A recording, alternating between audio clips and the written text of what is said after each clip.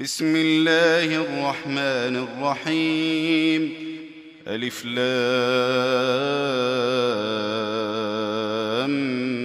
ميم. ذلك الكتاب لا ريب فيه هدى للمتقين الذين يؤمنون بالغيب ويقيمون الصلاة ومما رزقناهم ينفقون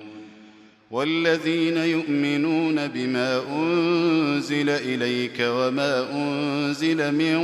قبلك وبالآخرة هم يوقنون أولئك على هدى من ربهم وأولئك هم المفلحون.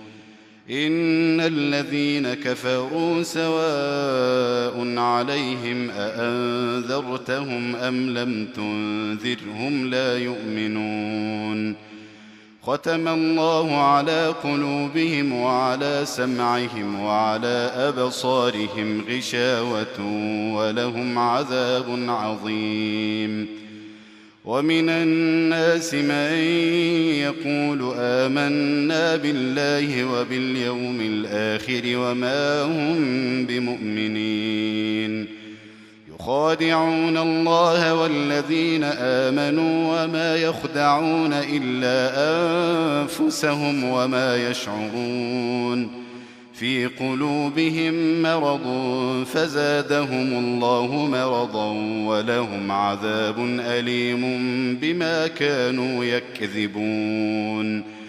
وإذا قيل لهم لا تفسدوا في الأرض قالوا إنما نحن مصلحون ألا إنهم هم المفسدون ولكن لا يشعرون. وإذا قيل لهم آمنوا كما آمن الناس قالوا أنؤمن كما آمن السفهاء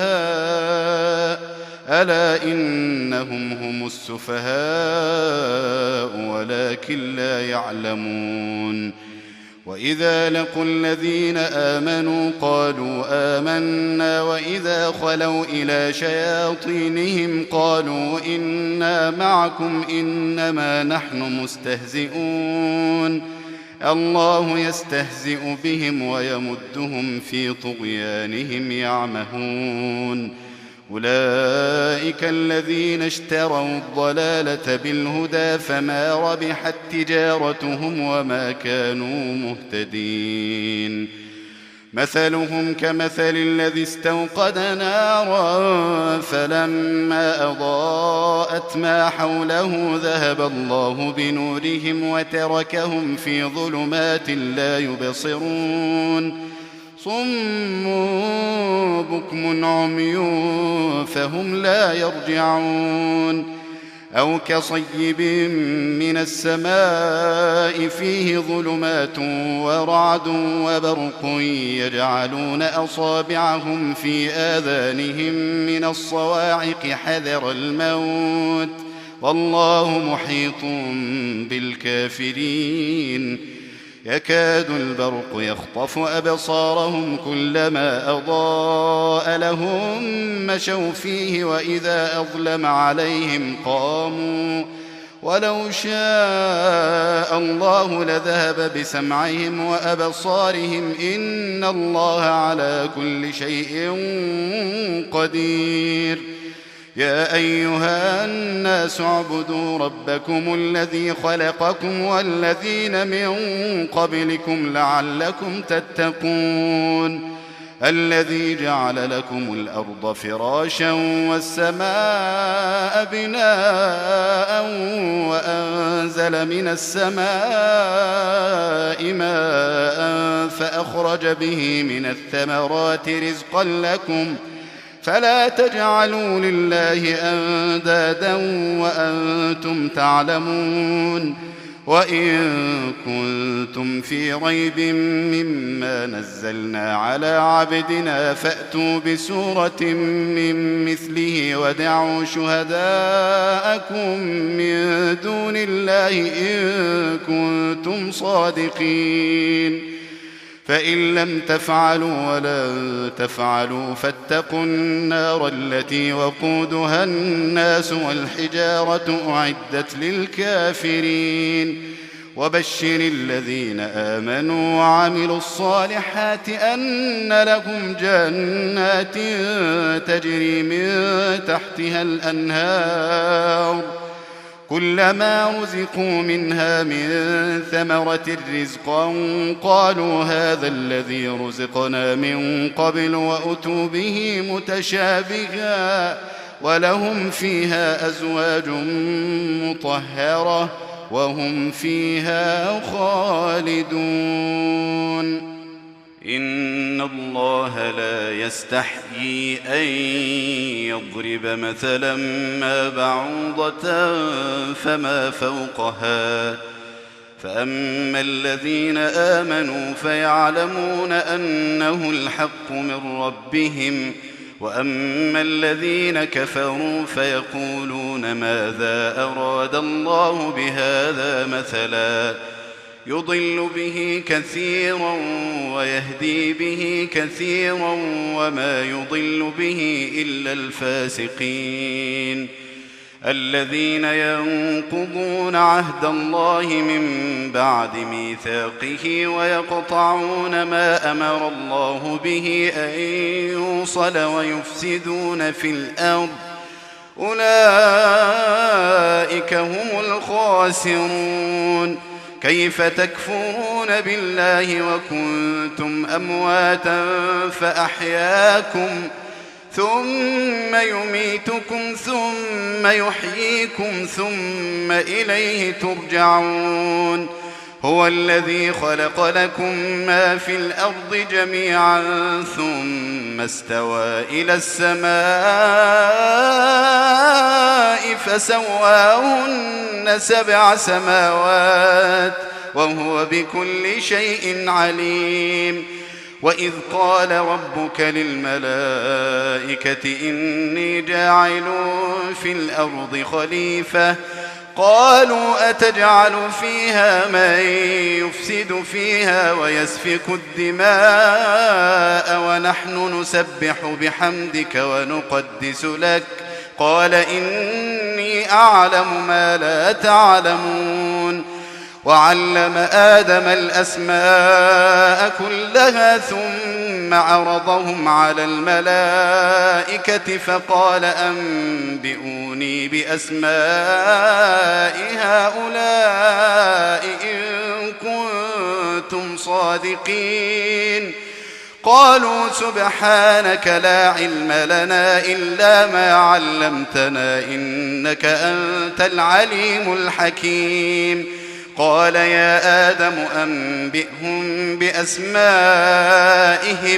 فلما أنبأهم بأسمائهم قال ألم أقل لكم إني أعلم غيب السماوات والأرض وأعلم ما تبدون وما كنتم تكتمون وإذ قلنا للملائكة اسجدوا لآدم فسجدوا إلا إبليس أبى واستكبر وكان من الكافرين وقلنا يا آدم اسكن أنت وزوجك الجنة وكلا منها رغدا حيث شئتما ولا تقربا هذه الشجرة فتكونا من الظالمين فأزلهما الشيطان عنها فأخرجهما مما كانا فيه وقلنا اهبطوا بعضكم لبعض عدو ولكم في الأرض مستقر ومتاع إلى حين فتلقى آدم من ربه كلمات فتاب عليه إنه هو التواب الرحيم قلنا اهبطوا منها جميعا فإما يأتينكم مني هدى فمن تبع هداي فلا خوف عليهم ولا هم يحزنون والذين كفروا وكذبوا بآياتنا أولئك أصحاب النار هم فيها خالدون. يا بني إسرائيل اذكروا نعمتي التي أنعمت عليكم وأوفوا بعهدي أوف بعهدكم وإياي فارهبون. وآمنوا بما أنزلت مصدقا لما معكم ولا تكونوا أول كافر به ولا تشتروا بآياتي ثمنا قليلا وإياي فاتقون. ولا تلبسوا الحق بالباطل وتكتموا الحق وأنتم تعلمون. وأقيموا الصلاة وآتوا الزكاة واركعوا مع الراكعين. أتأمرون الناس بالبر وتنسون أنفسكم وأنتم تتلون الكتاب أفلا تعقلون. واستعينوا بالصبر والصلاة وإنها لكبيرة إلا على الخاشعين الذين يظنون أنهم ملاقو ربهم وأنهم إليه راجعون. يا بني إسرائيل اذكروا نعمتي التي أنعمت عليكم وأني فضلتكم على العالمين. واتقوا يوما لا تجزي نفس عن نفس شيئا ولا يقبل منها شفاعة ولا يؤخذ منها عدل ولا هم ينصرون. وإذ نجيناكم من آل فرعون يسومونكم سوء العذاب يذبحون أبناءكم ويستحيون نساءكم وفي ذلكم بلاء من ربكم عظيم. وإذ فرقنا بكم البحر فأنجيناكم وأغرقنا آل فرعون وأنتم تنظرون. وإذ واعدنا موسى 40 ليلة ثم اتخذتم العجل من بعده وأنتم ظالمون. ثم عفونا عنكم من بعد ذلك لعلكم تشكرون. وإذ آتينا موسى الكتاب والفرقان لعلكم تهتدون. وإذ قال موسى لقومه يا قوم إنكم ظلمتم أنفسكم باتخاذكم العجل فتوبوا إلى بارئكم فاقتلوا أنفسكم ذلكم خير لكم عند بارئكم فتاب عليكم إنه هو التواب الرحيم. وإذ قلتم يا موسى لن نؤمن لك حتى نرى الله جهرة فأخذتكم الصاعقة وأنتم تنظرون. ثم بعثناكم من بعد موتكم لعلكم تشكرون. وظللنا عليكم الغمام وأنزلنا عليكم المن والسلوى كلوا من طيبات ما رزقناكم وما ظلمونا ولكن كانوا أنفسهم يظلمون.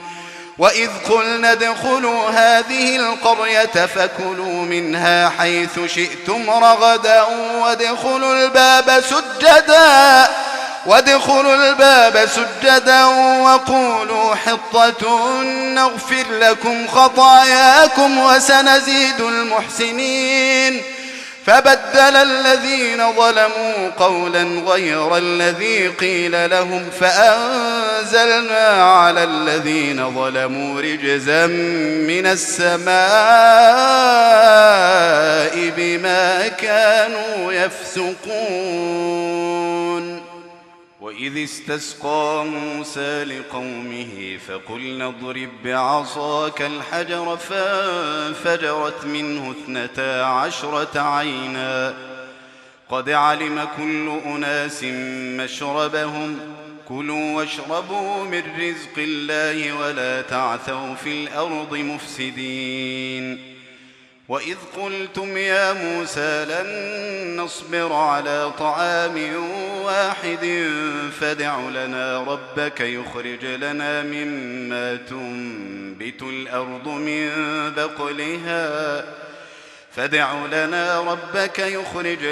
مما تنبت الأرض من بقلها وقثائها وفومها وعدسها وبصلها قال أتستبدلون الذي هو أدنى بالذي هو خير اهبطوا مصرا فإن لكم ما سألتم وضربت عليهم الذلة والمسكنة وباءوا بغضب من الله ذلك بأنهم كانوا يكفرون بآيات الله ويقتلون النبيين بغير الحق ذلك بما عصوا وكانوا يعتدون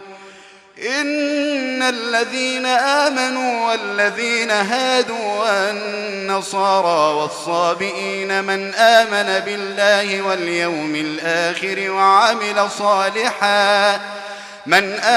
بالله واليوم الآخر وعمل صالحا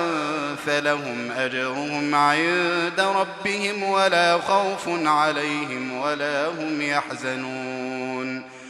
وإذ أخذنا ميثاقكم ورفعنا فوقكم الطور خذوا ما آتيناكم بقوة واذكروا ما فيه لعلكم تتقون ثم توليتم من بعد ذلك فلولا فضل الله عليكم ورحمته لكنتم من الخاسرين ولقد علمتم الذين اعتدوا منكم في السبت فقلنا لهم كونوا قردة خاسئين فجعلناها نكالا لما بين يديها وما خلفها وموعظة للمتقين وإذ قال موسى لقومه إن الله يأمركم أن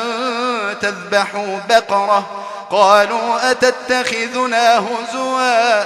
قال أعوذ بالله أن أكون من الجاهلين قالوا ادع لنا ربك يبين لنا ما هي قال إنه يقول إنها بقرة لا فارض ولا بكر عوان بين ذلك فافعلوا ما تؤمرون قالوا ادع لنا ربك يبين لنا ما لونها قال إنه يقول إنها بقرة صفراء فاقع لونها تسر الناظرين قالوا ادع لنا ربك يبين لنا ما هي إن البقرة شابه علينا وإنا إن شاء الله لمهتدون قال إنه يقول إنها بقرة لا ذلول تثير الأرض ولا تسقي الحرث مسلمة لا شية فيها قالوا الآن جئت بالحق فذبحوها وما كادوا يفعلون وإذ قتلتم نفسا فادارأتم فيها والله مخرج ما كنتم تكتمون فقلنا اضربوه ببعضها كذلك يحيي الله الموتى ويريكم آياته لعلكم تعقلون ثم قست قلوبكم من بعد ذلك فهي كالحجارة أو أشد قسوة وإن من الحجارة لما يتفجر منه الأنهار وإن منها لما يشقق فيخرج منه الماء وإن منها لما يهبط من خشية الله وما الله بغافل عما تعملون أفتطمعون أن يؤمنوا لكم وقد كان فريق منهم يسمعون كلام الله ثم يحرفونه من بعد ما عقلوه وهم يعلمون وإذا لقوا الذين آمنوا قالوا آمنا وإذا خلا بعضهم إلى بعض قالوا أتحدثونهم بما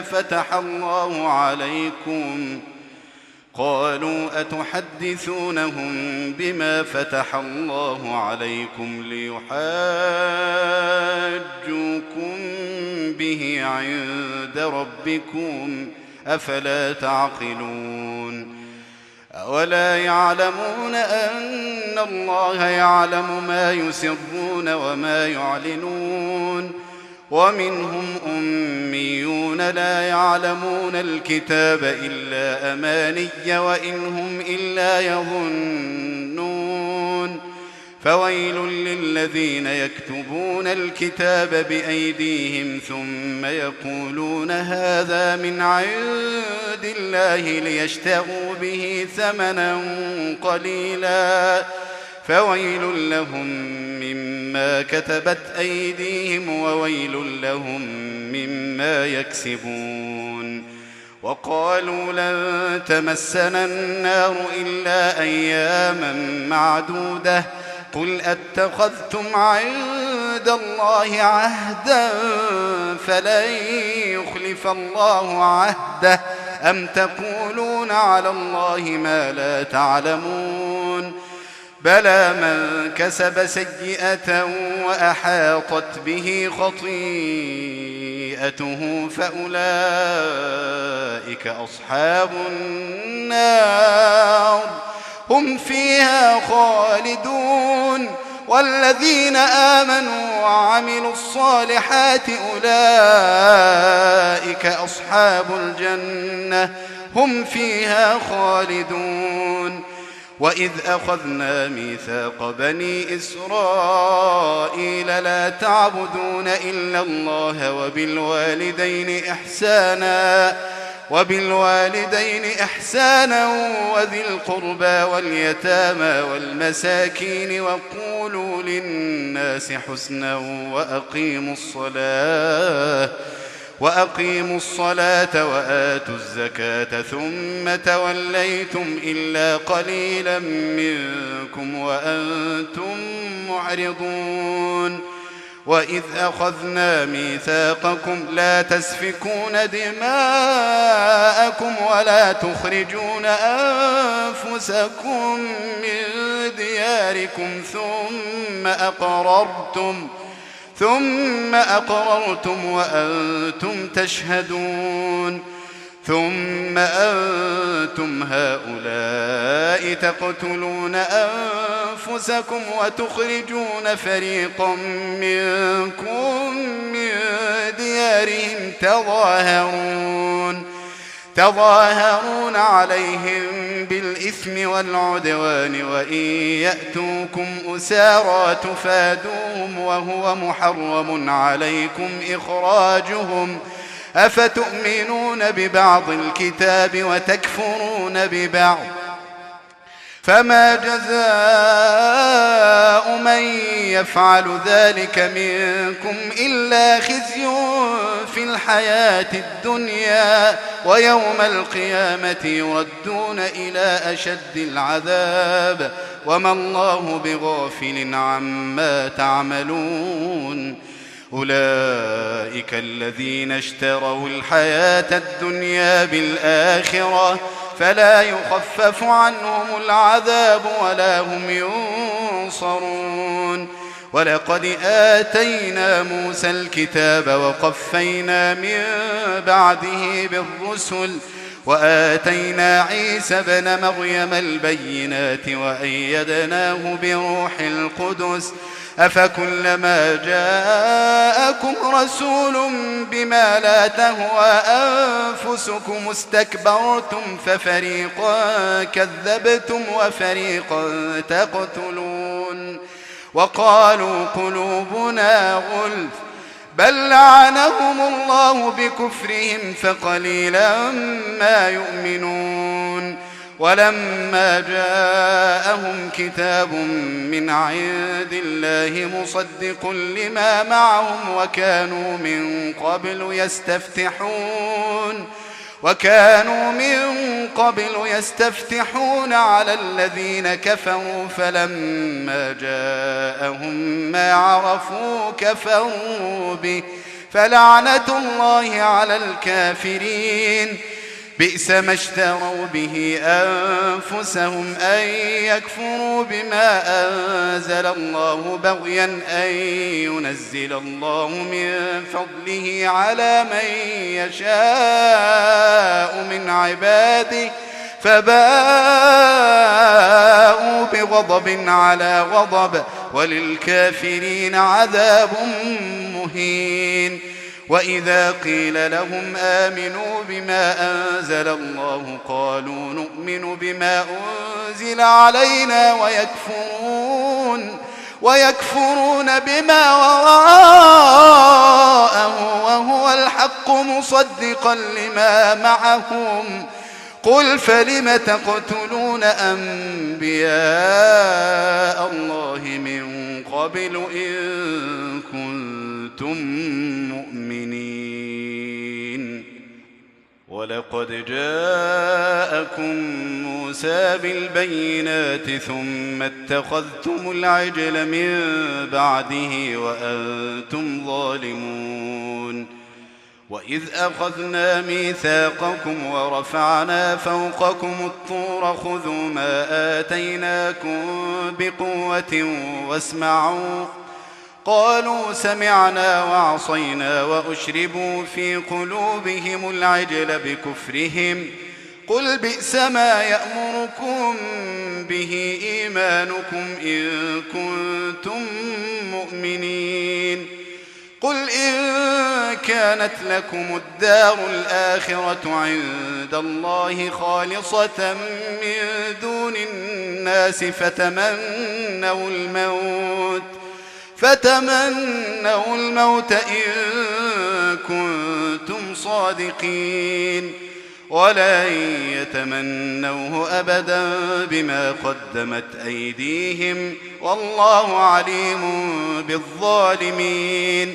ولتجدنهم أحرص الناس على حياة ومن الذين أشركوا يود أحدهم لو يعمر 1000 سنة وما هو بمزحزحه من العذاب أن يعمر والله بصير بما يعملون قل من كان عدوا لجبريل فإنه نزله على قلبك بإذن الله مصدقا لما بين يديه وهدى وبشرى للمؤمنين من كان عدوا لله وملائكته ورسله وجبريل وميكال فإن الله عدو للكافرين ولقد أنزلنا إليك آيات بينات وما يكفر بها إلا الفاسقون أوكلما عاهدوا عهدا نبذه فريق منهم بل أكثرهم لا يؤمنون ولما جاءهم رسول من عند الله مصدق لما معهم نبذ فريق من الذين أوتوا الكتاب كتاب الله وراء ظهورهم كأنهم لا يعلمون واتبعوا ما تتلو الشياطين على ملك سليمان وما كفر سليمان ولكن الشياطين كفروا يعلمون الناس السحر وما أنزل على الملكين ببابل هاروت وماروت وما يعلمان من أحد حتى يقولا إنما نحن فتنة فلا تكفر فيتعلمون منهما ما يفرقون به بين المرء وزوجه وما هم بضارين به من أحد إلا بإذن الله ويتعلمون ما يضرهم ولا ينفعهم ولقد علموا لمن اشتراه ما له في الآخرة من خلاق ولبئس ما شروا به أنفسهم لو كانوا يعلمون ولو أنهم آمنوا واتقوا لمثوبة من عند الله خير لو كانوا يعلمون يا أيها الذين آمنوا لا تقولوا راعنا وقولوا انظرنا واسمعوا وللكافرين عذاب أليم ما يود الذين كفروا من أهل الكتاب ولا المشركين أن ينزل عليكم من خير من ربكم والله يختص برحمته من يشاء والله ذو الفضل العظيم ما ننسخ من آية أو ننسها نأت بخير منها أو مثلها ألم تعلم أن الله على كل شيء قدير ألم تعلم أن الله له ملك السماوات والأرض وما لكم من دون الله من ولي ولا نصير أم تريدون أن تسألوا رسولكم كما سئل موسى من قبل ومن يتبدل الكفر بالإيمان فقد ضل سواء السبيل ود كثير من أهل الكتاب لو يردونكم من بعد إيمانكم كفارا حسدا من عند أنفسهم من بعد ما تبين لهم الحق فاعفوا واصفحوا حتى يأتي الله بأمره إن الله على كل شيء قدير وأقيموا الصلاة وآتوا الزكاة وما تقدموا لأنفسكم من خير تجدوه عند الله إن الله بما تعملون بصير وقالوا لن يدخل الجنة إلا من كان هودا أو نصارى تلك أمانيهم قل هاتوا برهانكم إن كنتم صادقين بلى من أسلم وجهه لله وهو محسن فله أجره عند ربه ولا خوف عليهم ولا هم يحزنون وقالت اليهود ليست النصارى على شيء وقالت النصارى ليست اليهود على شيء وهم يتلون الكتاب كذلك قال الذين لا يعلمون مثل قولهم فالله يحكم بينهم يوم القيامة فيما كانوا فيه يختلفون ومن أظلم ممن منع مساجد الله أن يذكر فيها اسمه وسعى في خرابها أولئك ما كان لهم أن يدخلوها إلا خائفين لهم في الدنيا خزي ولهم في الآخرة عذاب عظيم. ولله المشرق والمغرب فأينما تولوا فثم وجه الله إن الله واسع عليم. وقالوا اتخذ الله ولدا سبحانه بل له ما في السماوات والأرض كل له قانتون بديع السماوات والأرض وإذا قضى أمرا فإنما يقول له كن فيكون. وقال الذين لا يعلمون لولا يكلمنا الله أو تأتينا آية كذلك قال الذين من قبلهم مثل قولهم تشابهت قلوبهم قد بينا الآيات لقوم يوقنون إنا أرسلناك بالحق بشيرا ونذيرا ولا تسأل عن أصحاب الجحيم. ولن ترضى عنك اليهود ولا النصارى حتى تتبع ملتهم قل إن هدى الله هو الهدى ولئن اتبعت أهواءهم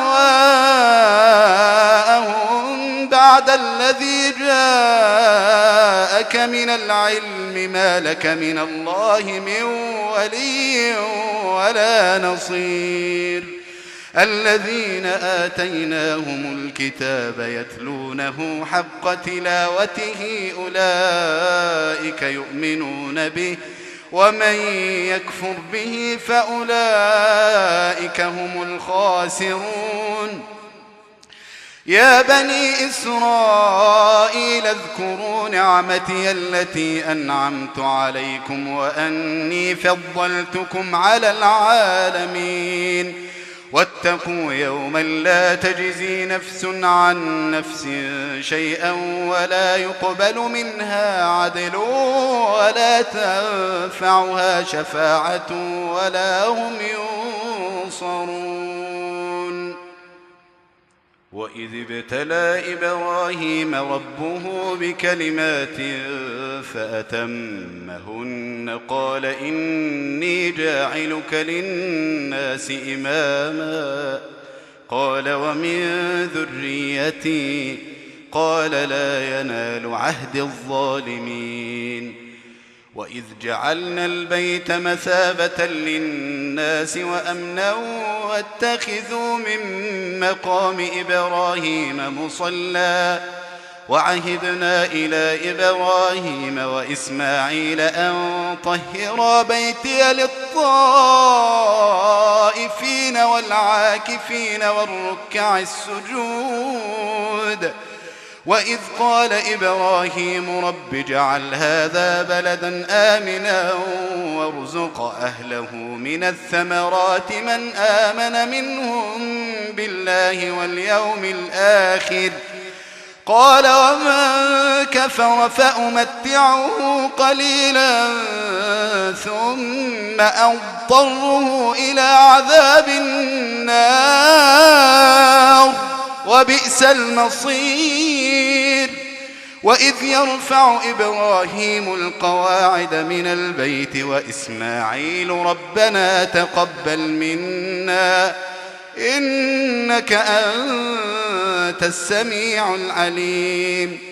ربنا واجعلنا مسلمين لك ومن ذريتنا أمة مسلمة لك وأرنا مناسكنا وتب علينا إنك أنت التواب الرحيم.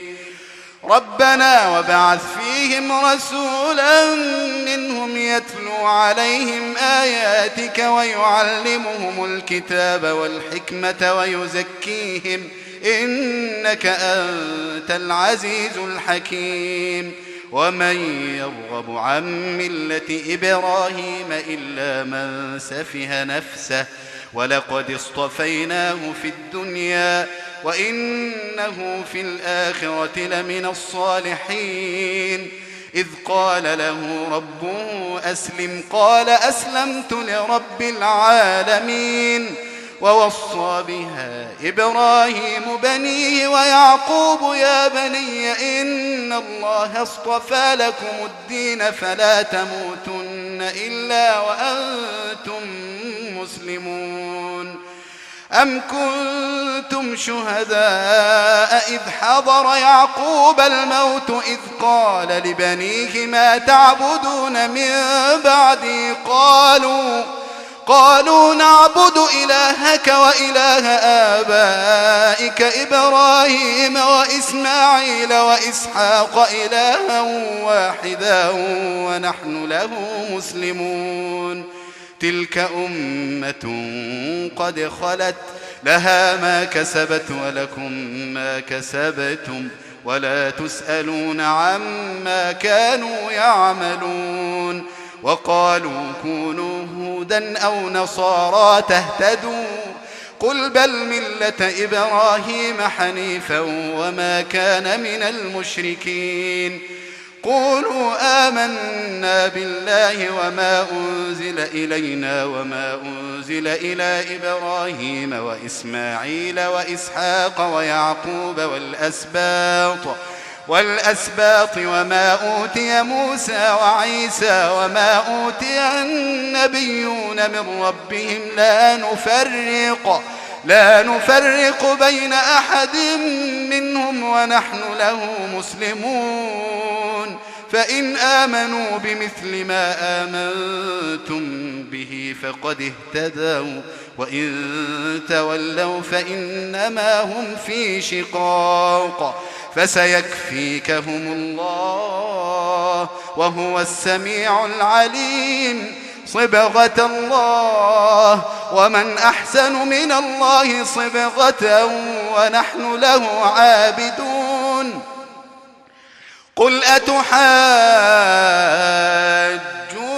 في الله وهو ربنا وربكم ولنا أعمالنا ولكم أعمالكم ونحن له مخلصون أم تقولون إن إبراهيم وإسماعيل وإسحاق ويعقوب والأسباط كانوا هودا أو نصارى قل أأنتم أعلم أم الله ومن أظلم ممن كتم شهادة عنده من الله وما الله بغافل عما تعملون تلك أمة قد خلت لها ما كسبت ولكم ما كسبتم ولا تسألون عما كانوا يعملون سيقول السفهاء من الناس ما ولاهم عن قبلتهم التي كانوا عليها قل لله المشرق والمغرب يهدي من يشاء إلى صراط مستقيم وكذلك جعلناكم أمة وسطا لتكونوا شهداء على الناس ويكون الرسول عليكم شهيدا وما جعلنا القبلة التي كنت عليها إلا لنعلم من يتبع الرسول ممن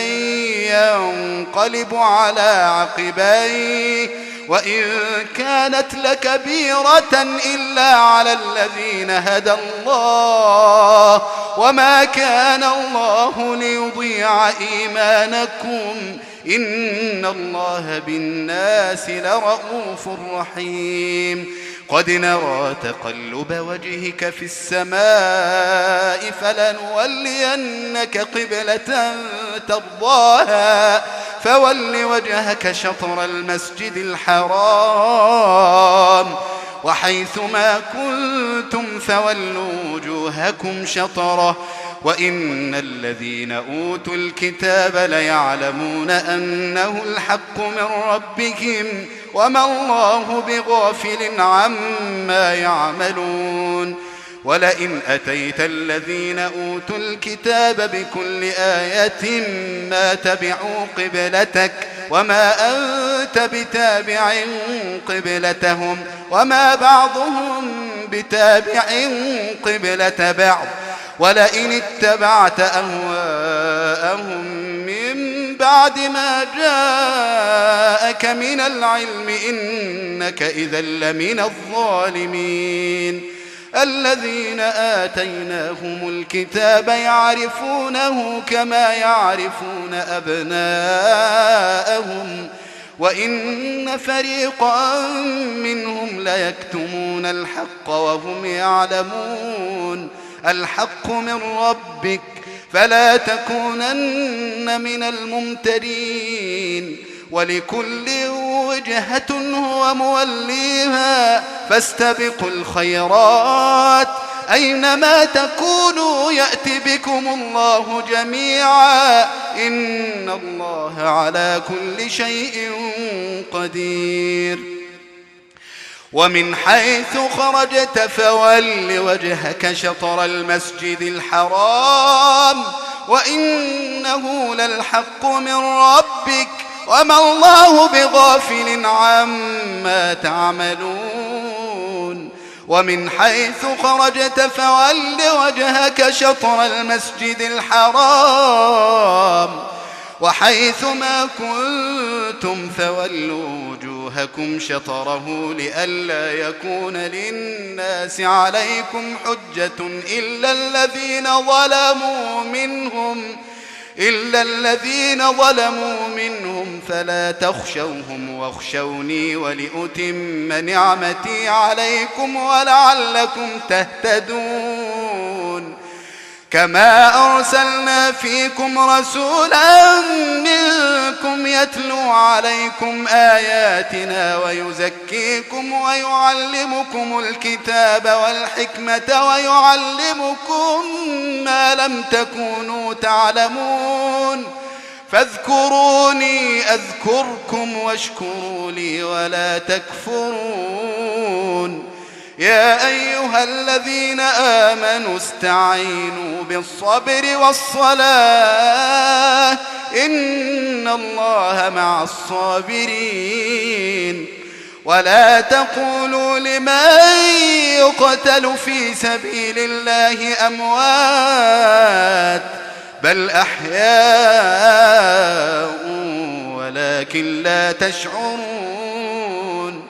ولنبلونكم بشيء من الخوف والجوع ونقص من الأموال والأنفس والثمرات وبشر الصابرين الذين إذا أصابتهم مصيبة قالوا إنا لله وإنا إليه راجعون أولئك عليهم صلوات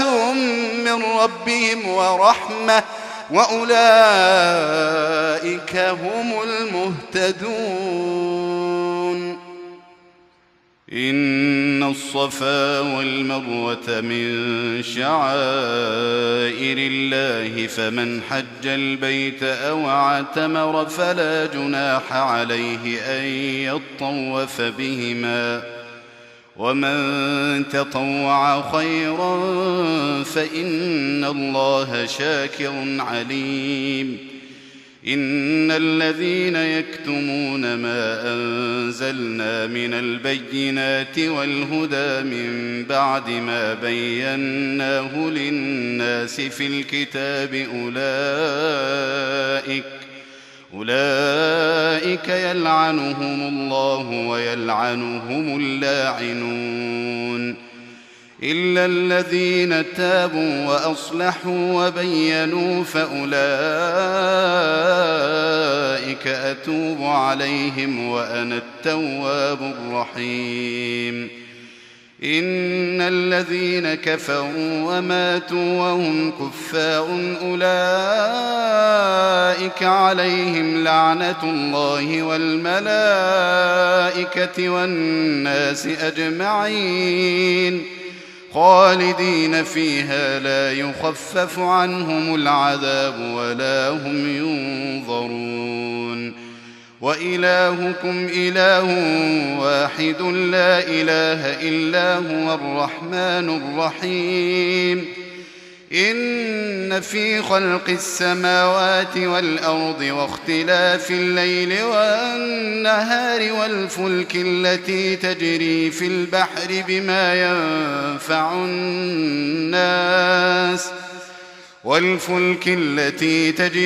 البحر بما ينفع الناس وما أنزل الله من السماء من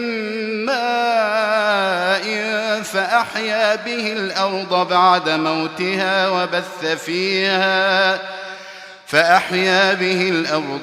موتها وبث فيها من كل دابة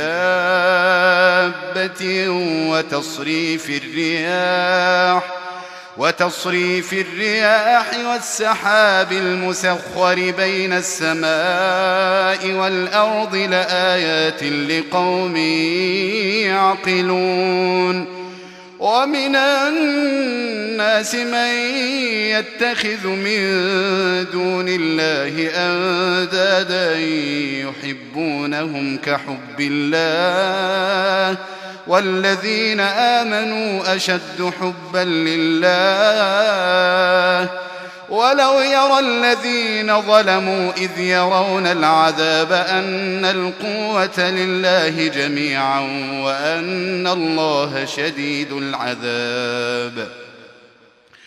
إذ تبرأ الذين اتبعوا من الذين اتبعوا ورأوا العذاب وتقطعت بهم الأسباب وقال الذين اتبعوا لو أن لنا كرة فنتبرأ منهم كما تبرؤوا منا كذلك يريهم الله أعمالهم حسرات عليهم وما هم بخارجين من النار يا أيها الناس كلوا مما في الأرض حلالا طيبا ولا تتبعوا خطوات الشيطان إنه لكم عدو مبين إنما يأمركم بالسوء والفحشاء وأن تقولوا على الله ما لا تعلمون وإذا قيل لهم اتبعوا ما أنزل الله قالوا بل نتبع ما ألفينا عليه آباءنا أولو كان آباؤهم لا يعقلون شيئا ولا يهتدون ومثل الذين كفروا كمثل الذي ينعق بما لا يسمع إلا دعاء ونداء صم بكم عمي فهم لا يعقلون يا أيها الذين آمنوا كلوا من طيبات ما رزقناكم واشكروا لله إن كنتم إياه تعبدون إنما حرم عليكم الميتة والدم ولحم الخنزير وما أهل به لغير الله فمن اضطر غير باغ ولا عاد فلا إثم عليه إن الله غفور رحيم إن الذين يكتمون ما أنزل الله من الكتاب ويشترون به ثمنا قليلا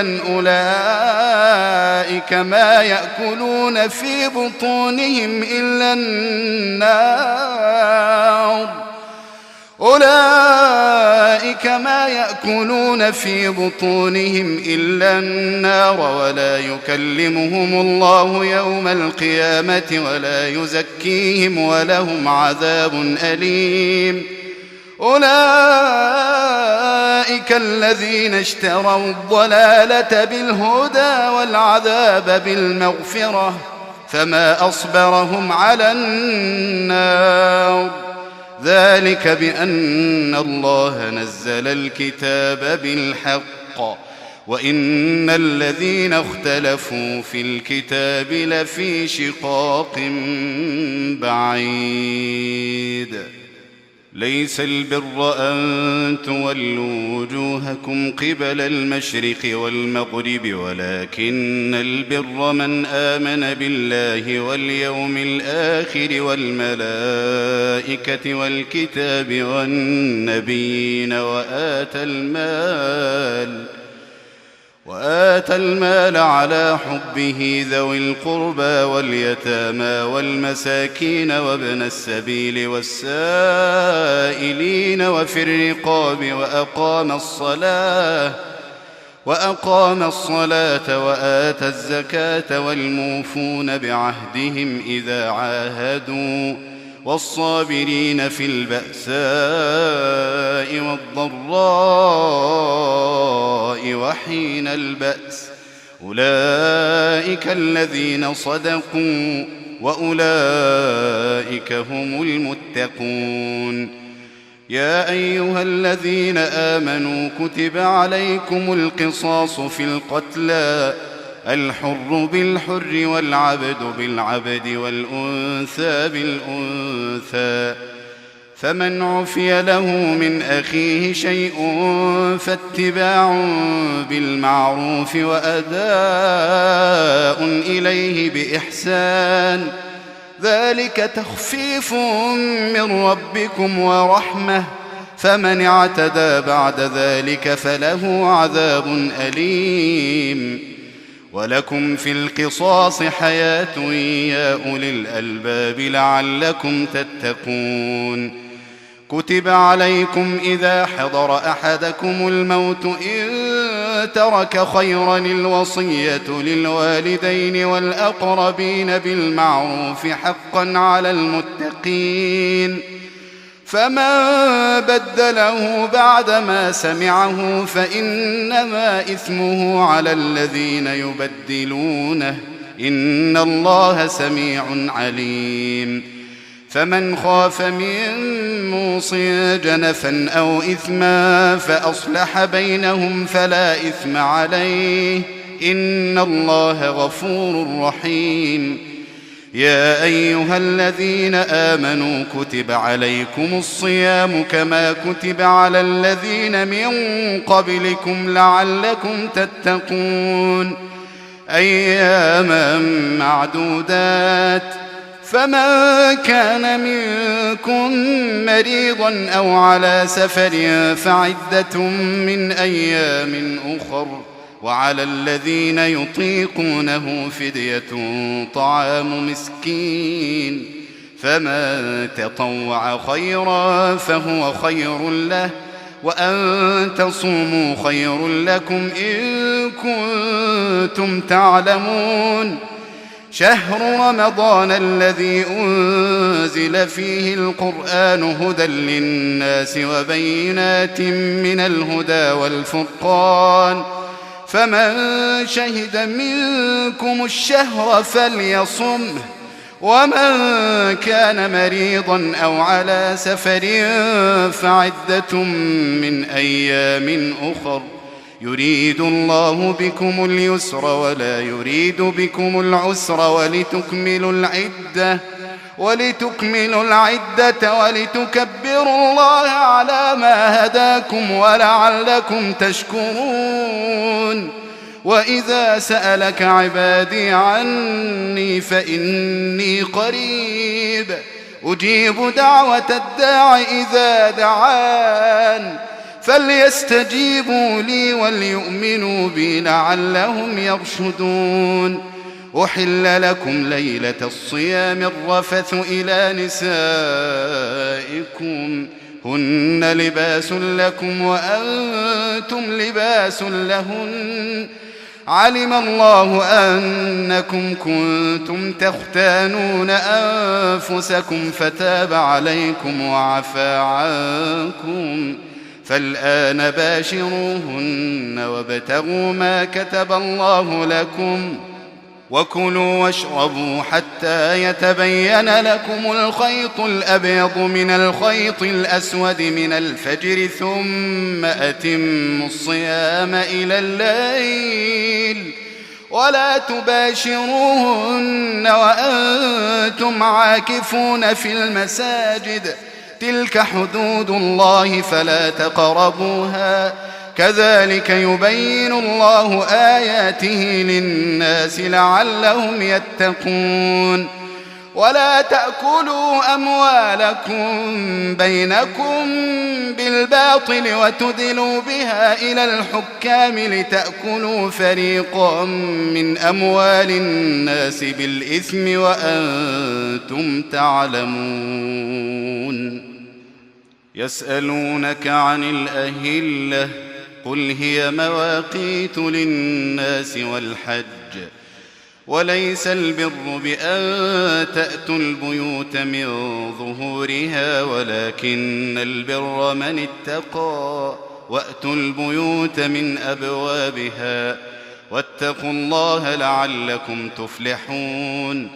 وقاتلوا في سبيل الله الذين يقاتلونكم ولا تعتدوا إن الله لا يحب المعتدين وقتلوهم حيث ثقفتموهم وأخرجوهم من حيث أخرجوكم والفتنة أشد من القتل ولا تقاتلوهم عند المسجد الحرام حتى يقاتلوكم فيه فإن قاتلوكم فاقتلوهم كذلك جزاء الكافرين فإن انتهوا فإن الله غفور رحيم وقاتلوهم حتى لا تكون فتنة ويكون الدين لله فإن انتهوا فلا عدوان إلا على الظالمين الشهر الحرام بالشهر الحرام والحرمات قصاص فمن اعتدى عليكم فاعتدوا عليه بمثل ما اعتدى عليكم واتقوا الله واعلموا أن الله مع المتقين وأنفقوا في سبيل الله ولا تلقوا بأيديكم إلى التهلكة وأحسنوا إن الله يحب المحسنين وأتموا الحج والعمرة لله فإن أحصرتم فما استيسر من الهدي ولا تحلقوا رؤوسكم حتى يبلغ الهدي محله فمن كان منكم مريضا أو به أذى من رأسه ففدية من صيام أو صدقة أو نسك فإذا أمنتم فمن تمتع بالعمرة إلى الحج فما استيسر من الهدي فمن لم يجد فصيام 3 أيام في الحج وسبعة إذا رجعتم تلك 10 كاملة ذلك لمن لم يكن أهله حاضر المسجد الحرام واتقوا الله واعلموا أن الله شديد العقاب الحج أشهر معلومات فمن فرض فيهن الحج فلا رفث ولا فسوق ولا جدال في الحج وما تفعلوا من خير يعلمه الله وتزودوا فإن خير الزاد التقوى واتقون يا أولي الألباب ليس عليكم جناح أن تبتغوا فضلا من ربكم فإذا أفضتم من عرفات فاذكروا الله عند المشعر الحرام واذكروه كما هداكم وإن كنتم من قبله لمن الضالين ثم أفيضوا من حيث أفاض الناس واستغفروا الله إن الله غفور رحيم فإذا قضيتم مناسككم فاذكروا الله كذكركم آباءكم أو أشد ذكرا فمن الناس من يقول ربنا آتنا في الدنيا وما له في الآخرة من خلاق ومنهم من يقول ربنا آتنا في الدنيا حسنة وفي الآخرة حسنة وقنا عذاب النار أولئك لهم نصيب مما كسبوا والله سريع الحساب واذكروا الله في أيام معدودات فمن تعجل في يومين فلا إثم عليه ومن تأخر فلا إثم عليه لمن اتقى واتقوا الله واعلموا أنكم إليه تحشرون ومن الناس من يعجبك قوله في الحياة الدنيا ويشهد الله على ما في قلبه وهو ألد الخصام وإذا تولى سعى في الأرض ليفسد فيها ويهلك الحرث والنسل والله لا يحب الفساد وإذا قيل له اتق الله أخذته العزة بالإثم فحسبه جهنم ولبئس المهاد ومن الناس من يشري نفسه ابتغاء مرضات الله والله رؤوف بالعباد يا أيها الذين آمنوا ادخلوا في السلم كافة ولا تتبعوا خطوات الشيطان إنه لكم عدو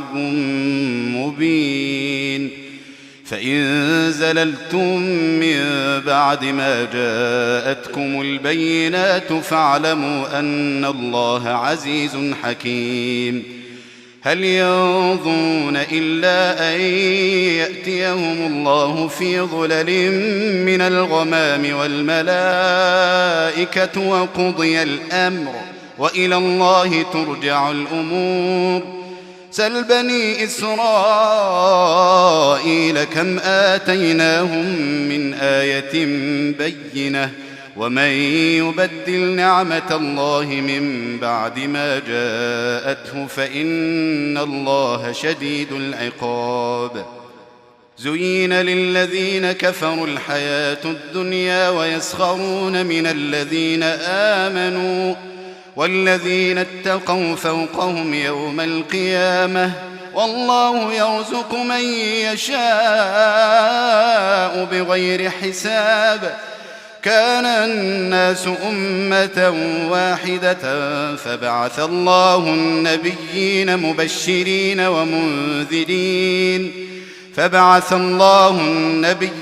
مبشرين ومنذرين وأنزل معهم الكتاب بالحق ليحكم بين الناس فيما اختلفوا فيه وما اختلف فيه إلا الذين أوتوه من بعد ما جاءتهم البينات بغيا بينهم فهدى الله الذين آمنوا لما اختلفوا فيه من الحق بإذنه والله يهدي من يشاء إلى صراط مستقيم أم حسبتم أن تدخلوا الجنة ولما يأتكم مثل الذين خلوا من قبلكم أم حسبتم أن تدخلوا الجنة ولما يأتكم مثل الذين خلوا من قبلكم مستهم البأساء والضراء وزلزلوا حتى يقول الرسول والذين آمنوا معه متى نصر الله ألا إن نصر الله قريب يسألونك ماذا ينفقون قل ما أنفقتم من خير فللوالدين والأقربين واليتامى والمساكين وابن السبيل وما تفعلوا من خير فإن الله به عليم كتب عليكم القتال وهو كره لكم وعسى أن تكرهوا شيئا وهو خير لكم وعسى أن تحبوا شيئا وهو شر لكم والله يعلم وأنتم لا تعلمون يسألونك عن الشهر الحرام قتال فيه قل قتال فيه كبير وصد عن سبيل الله وكفر به والمسجد الحرام وإخراج أهله منه أكبر عند الله والفتنة أكبر من القتل ولا يزالون يقاتلونكم حتى يردوكم عن دينكم إن استطاعوا ومن يرتدد منكم عن دينه فيمت وهو كافر فأولئك حبطت أعمالهم في الدنيا والآخرة وأولئك أصحاب النار هم فيها خالدون إن الذين آمنوا والذين هاجروا وجاهدوا في سبيل الله أولئك يرجون رحمة الله والله غفور رحيم يسألونك عن الخمر والميسر قل فيهما إثم كبير ومنافع للناس وإثمهما أكبر من نفعهما ويسألونك ماذا ينفقون قل العفو كذلك يبين الله لكم الآيات لعلكم تتفكرون في الدنيا والآخرة ويسألونك عن اليتامى قل إصلاح لهم خير وإن تخالطوهم فإخوانكم والله يعلم المفسد من المصلح ولو شاء الله لأعنتكم إن الله عزيز حكيم ولا تنكحوا المشركات حتى يؤمن ولأمة مؤمنة خير من مشركة ولو أعجبتكم ولا تنكحوا المشركين حتى يؤمنوا ولعبد مؤمن خير من مشرك ولو أعجبكم أولئك يدعون إلى النار والله يدعو إلى الجنة والمغفرة بإذنه ويبين آياته للناس لعلهم يتذكرون ويسألونك عن المحيض قل هو أذى فاعتزلوا النساء في المحيض ولا تقربوهن حتى يطهرن فإذا تطهرن فأتوهن من حيث أمركم الله إن الله يحب التوابين ويحب المتطهرين نساؤكم حرث لكم فأتوا حرثكم أنى شئتم وقدموا لأنفسكم واتقوا الله واعلموا أنكم ملاقوه وبشر المؤمنين ولا تجعلوا الله عرضة لأيمانكم أن تبروا وتتقوا وتصلحوا بين الناس والله سميع عليم لا يؤاخذكم الله باللغو في أيمانكم ولكن يؤاخذكم بما كسبت قلوبكم والله غفور حليم للذين يؤلون من نسائهم تربص 4 أشهر فإن فاءوا فإن الله غفور رحيم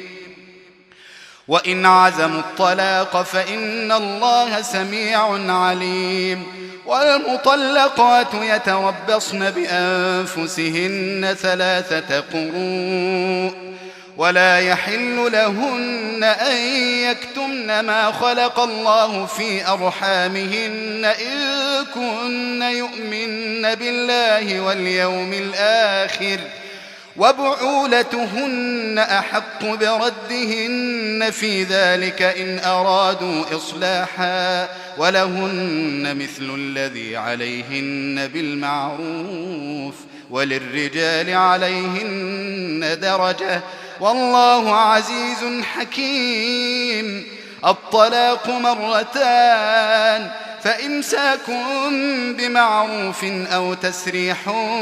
بإحسان ولا يحل لكم أن تأخذوا مما آتيتموهن شيئا إلا أن يخافا ألا يقيما حدود الله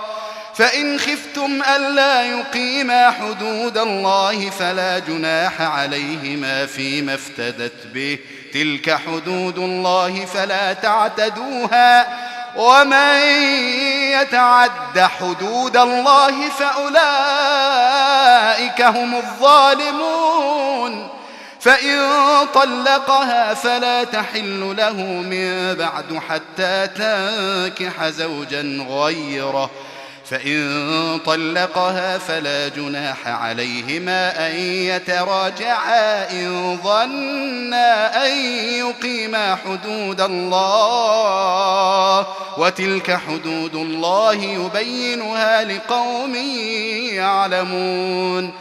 وإذا طلقتم النساء فبلغن أجلهن فأمسكوهن بمعروف أو سرحوهن بمعروف ولا تمسكوهن ضرارا لتعتدوا ومن يفعل ذلك فقد ظلم نفسه ولا تتخذوا آيات الله هزوا واذكروا نعمة الله عليكم وما أنزل عليكم من الكتاب والحكمة يعظكم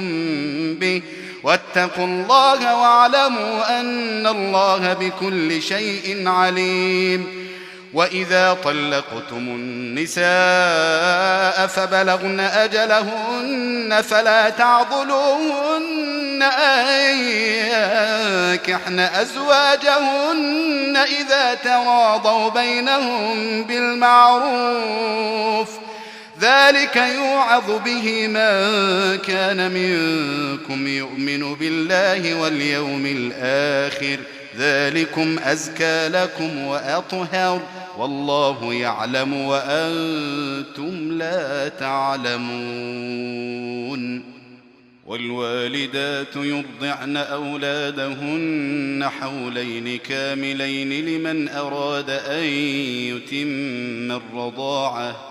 وعلى المولود له رزقهن وكسوتهن بالمعروف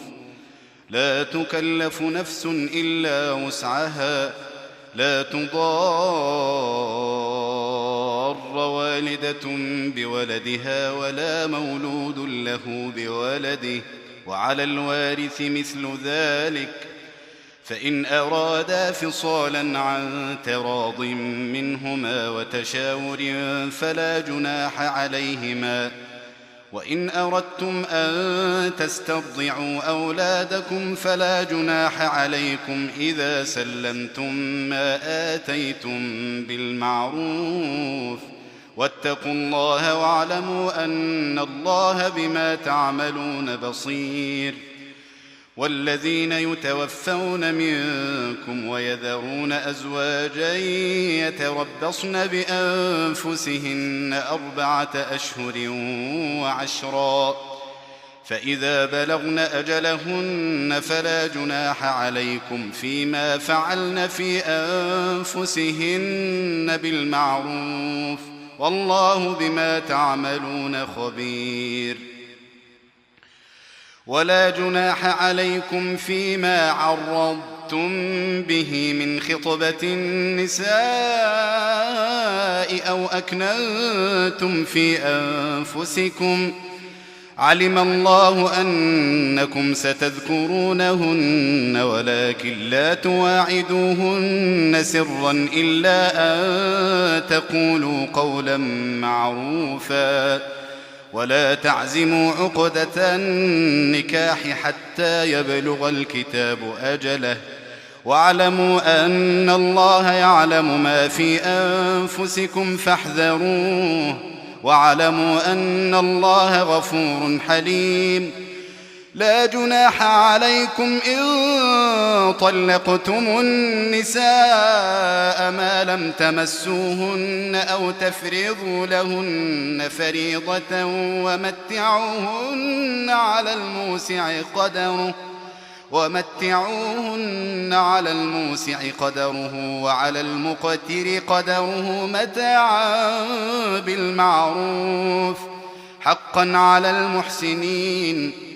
وإن طلقتموهن من قبل أن تمسوهن وقد فرضتم لهن فريضة فنصف ما فرضتم إلا أن يعفون أو يعفو الذي بيده عقدة النكاح وأن تعفوا أقرب للتقوى ولا تنسوا الفضل بينكم إن الله بما تعملون بصير. حافظوا على الصلوات والصلاة الوسطى وقوموا لله قانتين. فإن خفتم فرجالا أو ركبانا فإذا أمنتم فاذكروا الله كما علمكم ما لم تكونوا تعلمون. والذين يتوفون منكم ويذرون أزواجا وصية لأزواجهم متاعا إلى الحول غير إخراج فإن خرجن فلا جناح عليكم فيما فعلن في أنفسهن من معروف والله عزيز حكيم.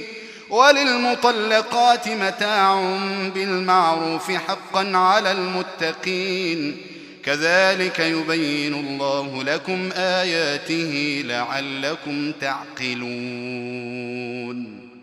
ألم تر إلى الذين خرجوا من ديارهم وهم ألوف حذر الموت فقال لهم الله موتوا ثم أحياهم إن الله لذو فضل على الناس ولكن أكثر الناس لا يشكرون. وقاتلوا في سبيل الله واعلموا أن الله سميع عليم. من ذا الذي يقرض الله قرضا حسنا فيضاعفه له أضعافا كثيرة والله يقبض ويبسط وإليه ترجعون. ألم تر إلى الملأ من بني إسرائيل من بعد موسى إذ قالوا لنبي له مبعث لنا ملكا نقاتل في سبيل الله قال هل عسيتم إن كتب عليكم القتال ألا تقاتلوا قالوا وما لنا ألا نقاتل في سبيل الله وقد أخرجنا من ديارنا وأبنائنا فلما كتب عليهم القتال تولوا إلا قليلا منهم والله عليم بالظالمين. وقال لهم نبيهم إن الله قد بعث لكم طالوت ملكا قالوا أنى يكون له الملك علينا ونحن أحق بالملك منه ولم يؤت سعة من المال قال إن الله اصطفاه عليكم وزاده بسطة في العلم والجسم والله يؤتي ملكه من يشاء والله واسع عليم. وقال لهم نبيهم إن آية ملكه أن يأتيكم التابوت فيه سكينة من ربكم وبقية مما ترك آل موسى وآل هارون تحمله الملائكة إن في ذلك لآية لكم إن كنتم مؤمنين. فلما فصل طالوت بالجنود قال إن الله مبتليكم بنهر فمن شرب منه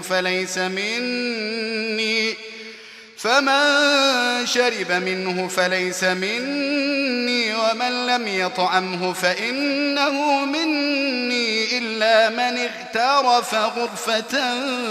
بيده فشربوا منه إلا قليلا منهم. فلما جاوزه هو والذين آمنوا معه قالوا لا طاقة لنا اليوم بجالوت وجنوده. قال الذين يظنون أنهم ملاقو الله كم من فئة قليلة غلبت فئة كثيرة بإذن الله والله مع الصابرين. ولما برزوا لجالوت وجنوده قالوا ربنا أفرغ علينا صبرا وثبت أقدامنا وانصرنا على القوم الكافرين. فهزموهم بإذن الله وقتل داود جالوت وآتاه الله الملك والحكمة وعلمه مما يشاء ولولا دفع الله الناس بعضهم ببعض لفسدت الأرض ولكن الله ذو فضل على العالمين. تلك آيات الله نتلوها عليك بالحق وإنك لمن المرسلين. تلك الرسل فضلنا بعضهم على بعض منهم من كلم الله ورفع بعضهم درجات وآتينا عيسى ابن مريم البينات وأيدناه بروح القدس ولو شاء الله ما اقتتل الذين من بعدهم من بعد ما جاءتهم البينات ولكن اختلفوا فمنهم من آمن ومنهم من كفر ولو شاء الله ما اقتتلوا ولكن الله يفعل ما يريد. يا أيها الذين آمنوا أنفقوا مما رزقناكم من قبل أن يأتي يوم لا بيع فيه ولا خلة ولا شفاعة والكافرون هم الظالمون. الله لا إله إلا هو الحي القيوم لا تأخذه سنة ولا نوم له ما في السماوات وما في الأرض من ذا الذي يشفع عنده إلا بإذنه يعلم ما بين أيديهم وما خلفهم ولا يحيطون بشيء من علمه إلا بما شاء وسع كرسيه السماوات والأرض ولا يؤوده حفظهما وهو العلي العظيم. لا إكراه في الدين قد تبين الرشد من الغي فمن يكفر بالطاغوت ويؤمن بالله فقد استمسك بالعروة الوثقى لا انفصام لها والله سميع عليم. الله ولي الذين آمنوا يخرجهم من الظلمات إلى النور والذين كفروا أولياؤهم الطاغوت يخرجونهم من النور إلى الظلمات أولئك أصحاب النار هم فيها خالدون. ألم تر إلى الذي حاج حاج إبراهيم في ربه أن آتاه الله الملك إذ قال إبراهيم ربي الذي يحيي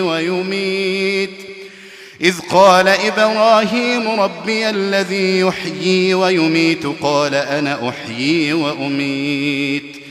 قال إبراهيم فإن الله يأتي بالشمس من المشرق فأت بها من المغرب فبهت الذي كفر والله لا يهدي القوم الظالمين. أو كالذي مر على قرية وهي خاوية على عروشها قال أنى يحيي هذه الله بعد موتها فأماته الله 100 عام ثم بعثه قال كم لبثت؟ قال لبثت يوما أو بعض يوم قال بل لبثت 100 عام فانظر إلى طعامك وشرابك لم يتسنه وانظر إلى حمارك ولنجعلك آية للناس وانظر إلى العظام كيف ننشزها ثم نكسوها لحما فلما تبين له قال أعلم أن الله على كل شيء قدير. وإذ قال إبراهيم رب أرني كيف تحيي الموتى قال أولم تؤمن قال بلى ولكن ليطمئن قلبي قال فخذ 4 من الطير فصرهن إليك ثم اجعل على كل جبل منهن جزءا ثم دعهن يأتينك سعيا واعلم أن الله عزيز حكيم. مثل الذين ينفقون أموالهم في سبيل الله كمثل حبة أنبتت 7 سنابل في كل سنبلة 100 حبة والله يضاعف لمن يشاء والله واسع عليم. الذين ينفقون أموالهم في سبيل الله ثم لا يتبعون ما أنفقوا منا ولا أذى لهم أجرهم عند ربهم ولا خوف عليهم ولا هم يحزنون. قول معروف ومغفرة خير من صدقة يتبعها أذى والله غني حليم. يا أيها الذين آمنوا لا تبطلوا صدقاتكم بالمن والأذى كالذي ينفق ماله رئاء الناس ولا يؤمن بالله واليوم الآخر فمثله كمثل صفوان عليه تراب فأصابه وابل فتركه صلدا لا يقدرون على شيء مما كسبوا والله لا يهدي القوم الكافرين. ومثل الذين ينفقون أموالهم ابتغاء مرضات الله وتثبيتا من أنفسهم كمثل جنة بربوة أصابها وابل فآتت أكلها ضعفين فإن لم يصبها وابل فطل والله بما تعملون بصير. أيود أحدكم أن تكون له جنة من نخيل وأعناب تجري من تحتها الأنهار له فيها من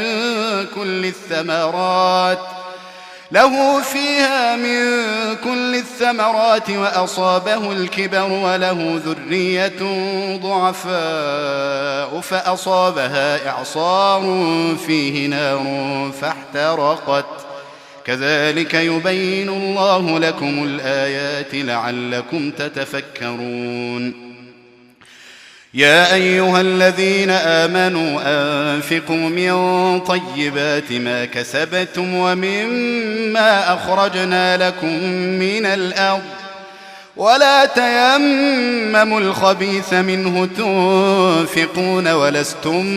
بآخذيه إلا أن تغمضوا فيه واعلموا أن الله غني حميد.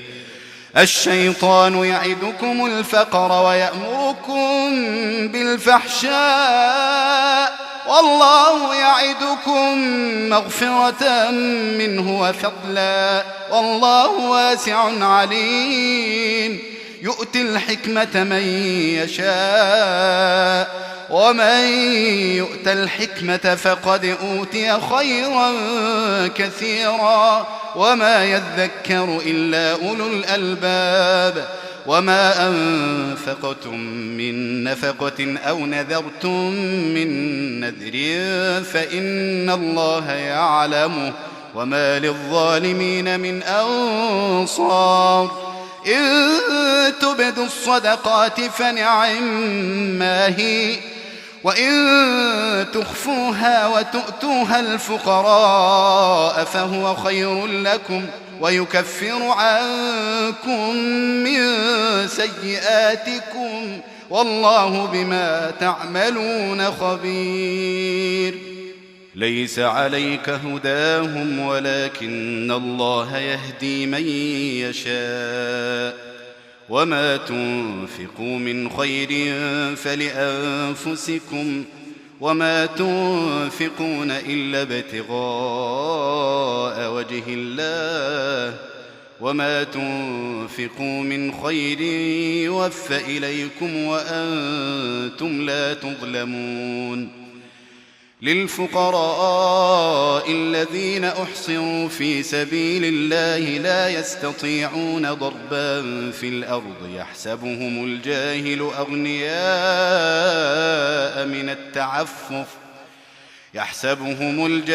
أغنياء من التعفف تعرفهم بسيماهم لا يسألون الناس إلحافا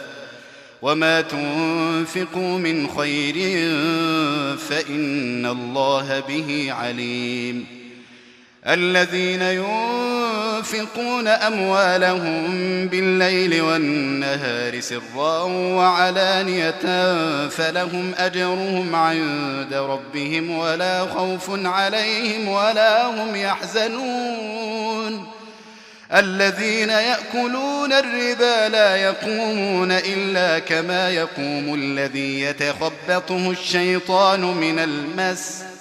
ذلك بأنهم قالوا إنما البيع مثل الربا وأحل الله البيع وحرم الربا. فمن جاءه موعظة من ربه فانتهى فله ما سلف وأمره إلى الله ومن عاد فأولئك أصحاب النار هم فيها خالدون. يمحق الله الربا ويربي الصدقات والله لا يحب كل كفار أثيم. إن الذين آمنوا وعملوا الصالحات وأقاموا الصلاة وآتوا الزكاة لهم أجرهم عند ربهم ولا خوف عليهم ولا هم يحزنون. يا أيها الذين آمنوا اتقوا الله وذروا ما بقي من الربا إن كنتم مؤمنين فإن لم تفعلوا فأذنوا بحرب من الله ورسوله وإن تبتم فلكم رؤوس أموالكم لا تظلمون ولا تظلمون. وإن كان ذو عسرة فناظرة إلى ميسرة وأن تصدقوا خير لكم إن كنتم تعلمون. واتقوا يوما ترجعون فيه إلى الله ثم توفى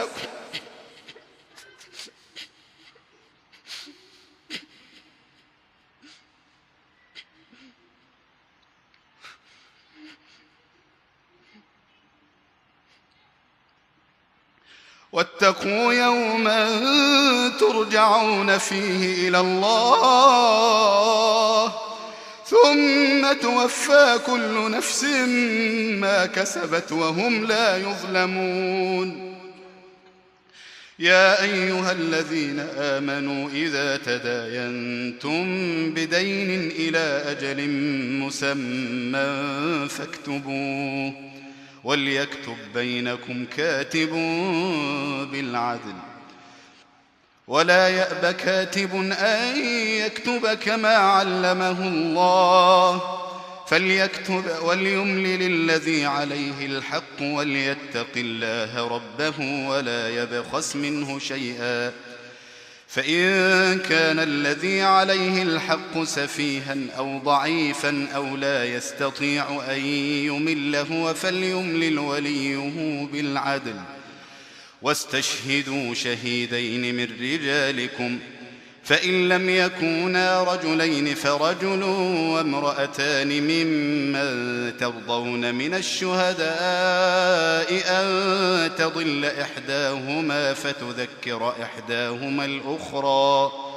ولا يأبى الشهداء إذا ما دعوا ولا تسأموا أن تكتبوه صغيرا أو كبيرا إلى أجله ذلكم أقسط عند الله وأقوم للشهادة وأدنى ألا ترتابوا إلا أن تكون تجارة حاضرة تديرونها بينكم فليس عليكم جناح ألا تكتبوها وأشهدوا إذا تبايعتم ولا يضار كاتب ولا شهيد وإن تفعلوا فإنه فسوق بكم واتقوا الله ويعلمكم الله والله بكل شيء عليم. وإن كنتم على سفر ولم تجدوا كاتبا فرهان مقبوضة فإن أمن بعضكم بعضا فليؤد الذي ائتمن أمانته وليتق الله ربه ولا تكتموا الشهادة ومن يكتمها فإنه آثم قلبه والله بما تعملون عليم. لله ما في السماوات وما في الأرض وإن تبدوا ما في أنفسكم أو تخفوه يحاسبكم به الله فيغفر لمن يشاء ويعذب من يشاء والله على كل شيء قدير. آمن الرسول بما أنزل إليه من ربه والمؤمنون كل آمن بالله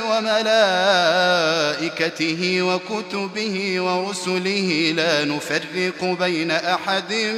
من رسله وقالوا سمعنا وأطعنا غفرانك ربنا وإليك المصير. لا يكلف الله نفسا إلا وسعها لها ما كسبت وعليها ما اكتسبت ربنا لا تؤاخذنا إن نسينا أو أخطأنا ربنا ولا تحمل علينا إصرا كما حملته على الذين من قبلنا ربنا ولا تحملنا ما لا طاقة لنا به واعف عنا واغفر لنا وارحمنا أنت مولانا فانصرنا على القوم الكافرين.